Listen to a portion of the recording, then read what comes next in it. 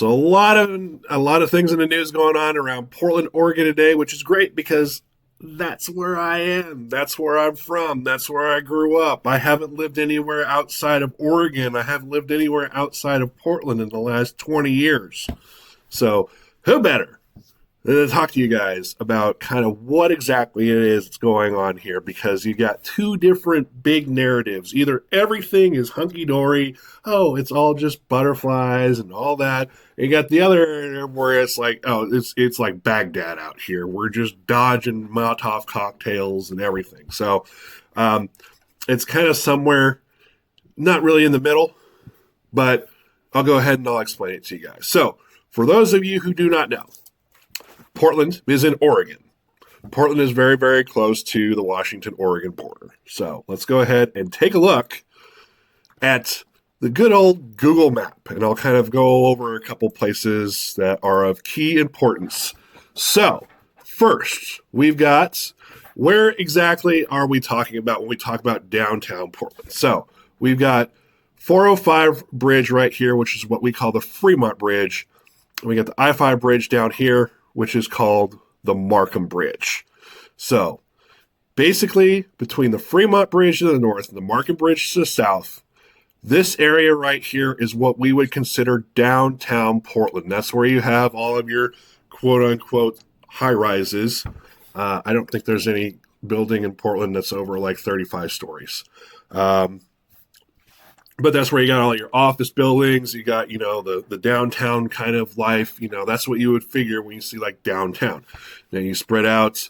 Now, also of importance here is we got the Willamette River that flows right through the city, separating obviously the west side from the east side.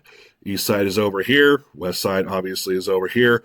The further east or the further west you go, you basically go into more residential areas and more of the outlying suburbs of Portland.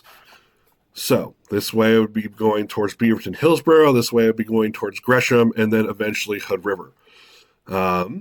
So back in 2020, we had COVID. We had the George Floyd incident. We had the Summer of Love, and that's when Portland really became put on the map for Antifa and riots and protests, because we had basically protests every night in downtown Portland. Remember when I'm talking about downtown Portland right here. So we zoom in here. First off, this place is of very importance. Right here, where you see my mouse, that's called Tom McCall Waterfront Park. Funny, Tom McCall, I believe, was the last Republican governor of Oregon. And this is basically Waterfront Park, which is a very nice area. They keep it for the most part, except for like the little northern area up here. Really well kept. People go down there. They ride their bikes. They run. They jog. They walk their dog. They do yoga.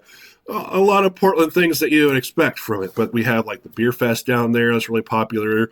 The Rose Festival is down there. Portland is called the City of Roses. So we have the Rose Festival every year as our city's kind of celebration of being a city. Let's see what else. So we have a blues festival that goes on down there. Lots of stuff. Also, Saturday Market is down here, which is just a lot of just local artists and vendors get together, and they have tents and shops and stuff that they set up there every Saturday and Sunday to do business. So whenever you see all of these, Portland is just fine. There's nothing wrong with Portland. They're all filming down here in Waterfront Park, where they keep it really, really nice. So back in 2020, we had a lot of protests going on at the federal courthouse, which is right here. So basically what happens is when you have a lot of protests, usually the demonstrations usually start at Waterfront Park.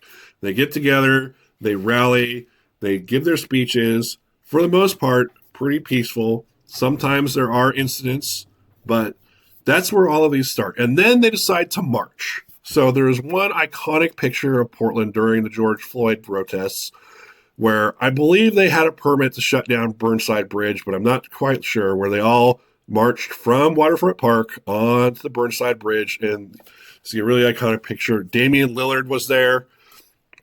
Speaking of Damian Lillard, if you guys want to know where the Blazers play, they play at the Moda Center, which is right here. It is actually on the east side. Coming back here, and they took that big, and then that's really when it kind of started. So we saw a lot of protests here at the courthouse. We saw a lot of protests here at the courthouse, and that was nightly. And they were throwing fireworks and everything at the federal courthouse. And Donald Trump finally deployed federal troops to protect the courthouse. And even the mayor got pepper sprayed or shot with a rubber bullet or something like that, which is pretty funny because he's a sniveling little liberal. And so that was basically, that's where you kind of see all the war-torn pictures of everything. That's where Portland started getting its reputation as basically kind of a liberal foothold, crazy place. Kind of a little bit going away from the TV show Portlandia. So now that died off for a few years after Joe Biden was elected. Now that Donald Trump is elected, we thought we'd see it again, and we really haven't seen it to the full extent of his first administration in terms of protests and violence. And so we talk about, and so now we come to present day.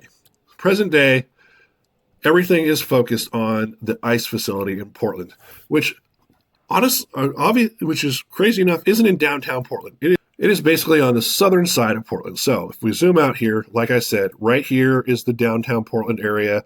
You come down here. Here is the ICE facility right here. It's in what we call now the South Waterfront, which over the last 10, 15 years, they have really heavily developed the South Waterfront to a lot of condos, apartment buildings. It was kind of like the next big, really nice place to go, to live, if you weren't trying to buy a house.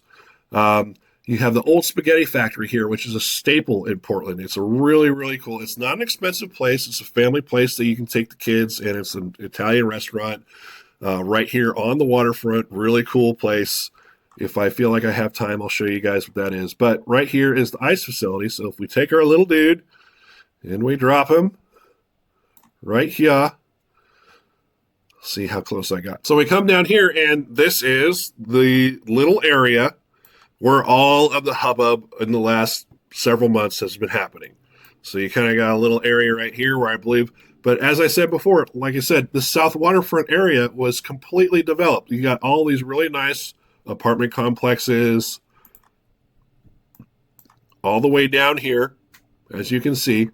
And then you've got all the agitators that basically collect right here and in front of the building, which really creates a problem for people who actually just live there. You've got to drive through these protests just to get to your house. You got to listen to them every night.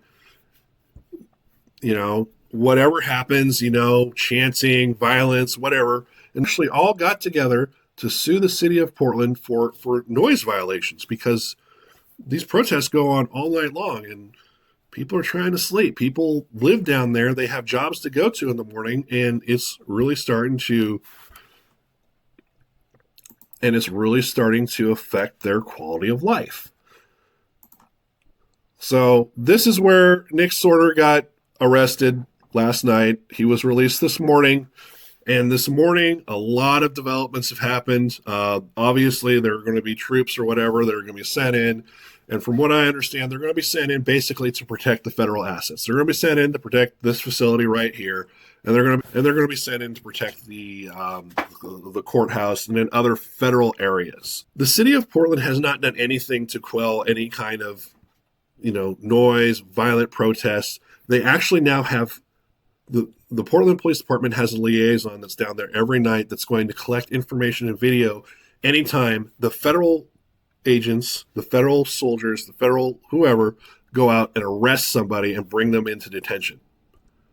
They're not doing anything in terms of the violence that's going on out there. And now you're seeing more and more agitation because you've got a lot more conservative influencers, conservative reporters coming out there and reporting on these. And basically last night was the straw that broke the camel's back. Nick Sorter got arrested. He basically was trying to put out an American flag that was set on fire. And that escalated things, and he ends up getting arrested. And now we have an open investigation just started today into the entire police department of Oregon by the federal government. It was announced today that all federal funding has been cut off from the city of Portland. And obviously, all of this negative media over the city of Portland has obviously come to light. So when we sit here and say that Portland is a war zone, it really isn't a war zone. Just this little specific area is. Now, is Portland, Oregon a crap hole? It has become a crap hole in the last 5 years. And that's just due to policies that, first off, the city has come up with and the state of Oregon. We voted several years ago to decriminalize all possession of any narcotics or any drugs. So if you have a simple possession, it's not a crime. It is a misdemeanor. And the idea was to put people into rehab. So the decriminalization happened right away, but the rehab facilities, they're not even done yet. They've helped like maybe a handful of people out of all the people that have been cited for simple possession.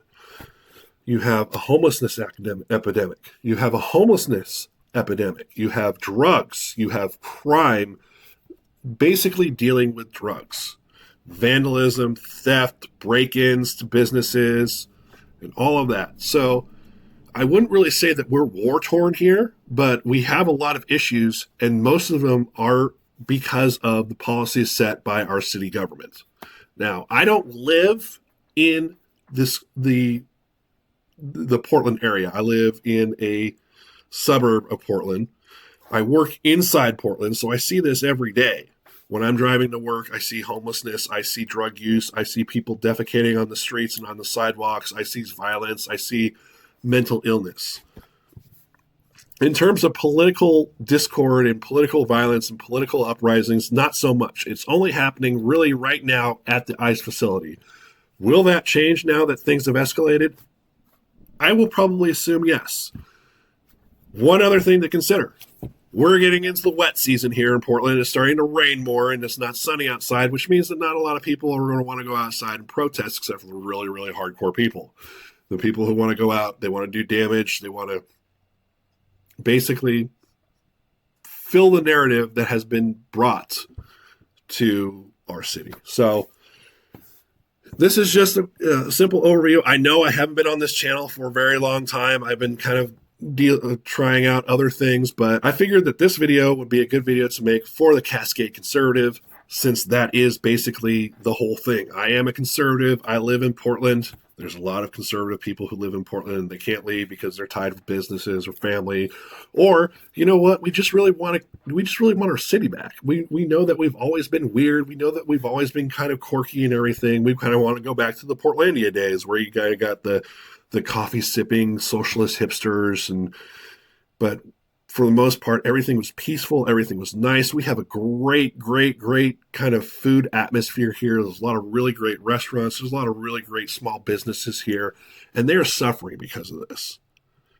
They're suffering because of the ineptitude of our city government, our local leaders. They're not doing this because they don't want to be seen by the progressive left as trying to work with Donald Trump.